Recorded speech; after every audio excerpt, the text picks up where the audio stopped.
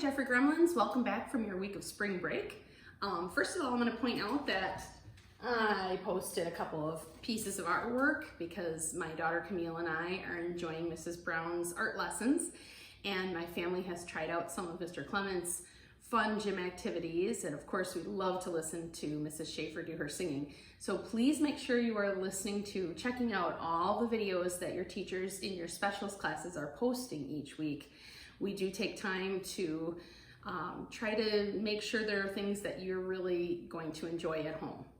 Okay, and of course, if at any time you have trouble accessing any of the videos or you have questions about anything, please feel free to email me at ksporer, K-S-P-O-R-E-R, at teachers.kusd.edu, and your teachers, of course, are always available through email as well.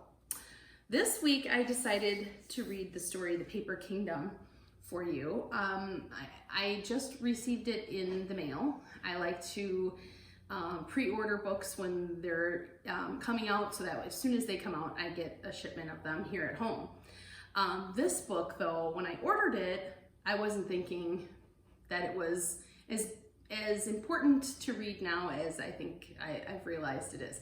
This is a story about a little boy whose parents have to work at night. So when he's sleeping, his aunt would come over and babysit him so that his parents can go to work. Unfortunately, this one night, his aunt is sick, so she cannot come, and he is forced to go to work with his mom and dad.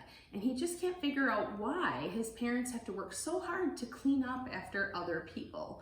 And I think this is a great story because it not only gives this little boy the point of view of the parents and how important it is to do their job, but also it's important that we understand, after you listen to the story, you'll get it, why we should clean up after ourselves. So hopefully, once you read this story, you listen to the story, you will think about your own kingdom and how are you keeping your kingdom nice and neat and tidy so that other people don't have to come and clean up after you.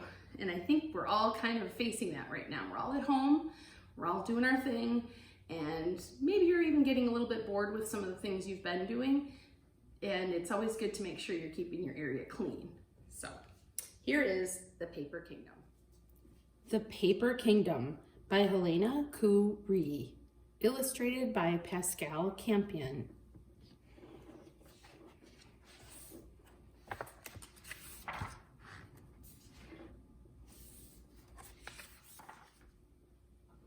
Mama and Papa were night janitors. While they got ready for work, Daniel got ready for sleep. Tonight, he was so very tired. He snuggled into his bed in a corner of the apartment. Suddenly, ring! Mama answered the phone. Oh, I see. That's okay. She walked over to Daniel. You have to come with us, little bug.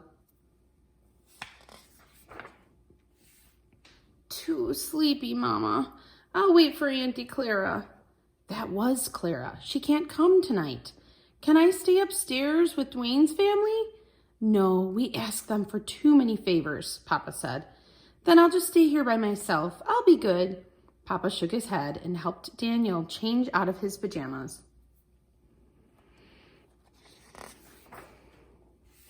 Their old car sputtered as they drove to Mama and Papa's work downtown.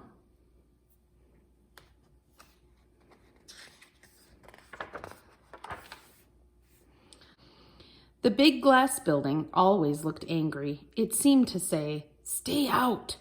Can I just sleep in the car? Daniel asked. But Mama and Papa said no. They hurried Daniel inside and waved at Sam, the security guard.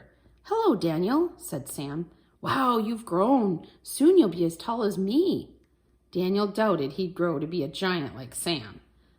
I won't tell anyone he's here. Sam winked at Mama and Papa. Thank you, Sam, Papa said as they got on in the elevator.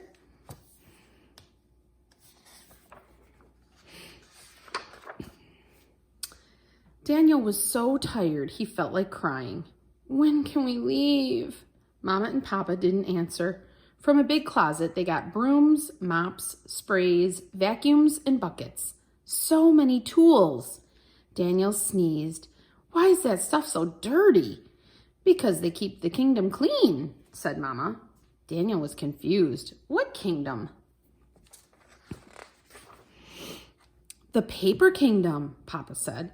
Didn't we tell you before? This is the land of the Paper King. The Paper King? Now Daniel felt awake. How come I never saw him? Where is he? Let's go see, Mama said. Maybe he's in his throne room. They went into a large room with a desk as long as a banquet table in a castle. A tall chair stood behind the desk. Looks like the king's gone to bed, said Papa. Let's clean up for him. Mama picked up paper from the floor. Papa emptied the wastebasket. Why so much paper? Daniel asked. It's the Paper Kingdom, remember? Said Papa. The king checks all the paper, and if anything has a mistake, out it goes. Papa vacuumed. Sometimes he stopped to wipe his forehead. But why do you have to clean the kingdom? Daniel asked. Mama dusted. She sneezed as she worked. Shh, said Mama, looking around. Don't upset the queen. Where is she? Papa led Daniel into the hallway. She's usually over there, and she's the busiest of all. She sends paper to everyone in the kingdom. Mama dusted the queen's shelves. Daniel took a canister from Mama's cart to water the queen's plant. Let's check out the bathroom, Papa said. I don't have to go yet, said Daniel. I know, said Papa, but let's make sure dragons aren't hiding in there. Dragons? Daniel scooted behind Papa. Oh, don't worry. They work for the king, Papa said. They're small and friendly, but sometimes they hide because they're afraid. Of what? Daniel asked. The king, said Papa, and maybe the queen. When they got to the bathroom, Daniel was glad no dragons were there. Papa cleaned each stall. Maybe they're in the kitchen, Papa said. Dragons love to eat. The kitchen was dark and quiet. Smart dragons, said Mama. Guess they won't get caught today. Papa turned on the light. The kitchen was a disaster. Mama wiped spills and picked up trash. Papa swept the floor and straightened tables and chairs. Sometimes Papa rubbed his neck and Mama sneezed. Why are dragons so messy? Asked Daniel. They should pick up their own trash. Mama said, maybe they ate in a rush and forgot to clean up. They don't mean to be naughty. But why do you have to clean it all? It made Daniel hurt inside to see Mama and Papa clean such a huge mess by themselves. Not fair. I'm going to yell at the dragons. He angrily threw a banana peel in the trash. No, little bug. Only the king can yell at dragons, Mama said. You know what that means? Daniel shrugged. Someday you'll have to be king, Papa smiled. Then you can sit in the throne room and tell the dragons to be nice and neat. Daniel liked the sound of that. Can I see the throne room again? Daniel sat in the tall chair. He closed his eyes and imagined a kingdom with small dragons who picked up their litter. In the castle, papers were piled high. In the throne room, the chairs seemed to reach the sky. Remember, little bug, Mama whispered. Remember to be nice when you become king. The dragons work hard too, she hummed as she wiped the windows. Daniel didn't realize they were home until he felt Mama tuck him in. He snuggled into his bed in a corner of the apartment. He thought about the Paper Kingdom. He decided if he became king someday, he wouldn't yell at the little dragons, but he'd make sure they cleaned their mess. That way, Mama and Papa wouldn't have to. The author's note at the end of the story reads, my parents worked as night janitors in a corporate building when I was little. On nights they couldn't find a relative or friend to watch me. They took me with them to work. I have vague memories of dozing on office chairs while my parents mopped, swept, and vacuumed. And to keep my grumpiness at bay, they told funny stories about the people who worked in the offices during the day.